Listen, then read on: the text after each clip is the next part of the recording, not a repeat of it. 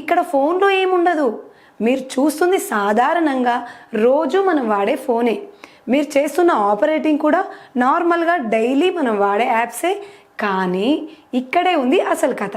మనం స్క్రీన్ చూస్తున్నంతసేపు మన కంటిలోని సైట్ని, మనం ఫోన్ ఆపరేట్ చేస్తున్నంతసేపు మన ఫింగర్ ప్రింట్స్ని, అలాగే మనం మాట్లాడుతున్నంతసేపు మన వాయిస్ని, మనం ఫోన్ చూస్తున్నంతసేపు మన ఫేస్ని, ఇలా అన్ని రకాలుగా డిజిటల్ ఓపెనింగ్స్కి, పాస్వర్డ్స్కి సంబంధించిన డాటానంతా క్యాప్చర్ చేస్తారు. ఇది ఆ ఫోన్లో క్యాప్చర్ కాదండోయ్, ఆ ఫోన్కి లింక్ అయి ఉన్న ఎక్కడో ఒక సైట్లో కూర్చొని ఎవరో ఒక వ్యక్తి వీటన్నిటిని క్యాప్చర్ చేస్తూ ఉంటారు. ఇక ఇంకేంటి, మనందరికీ తెలిసిందే కదా, ఫింగర్ ప్రింట్ ఇవన్నీ ఎంత ఇంపార్టెంటో.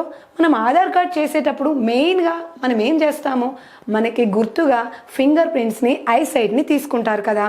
అదే ఆధార్ కార్డుతో రిమైనింగ్ అన్ని సైట్లు మనకి లింక్ అయిపోయి ఉన్నాయి. ఇంకేంటి, మన డాటా అంతా వాళ్ళ చేతిలోకి పోయినట్టే కదా, మన ఇన్ఫర్మేషన్ అంతా వాళ్ళకి ఇచ్చేసినట్టే కదా. అందుకే చాలా జాగ్రత్తగా ఉండాలి.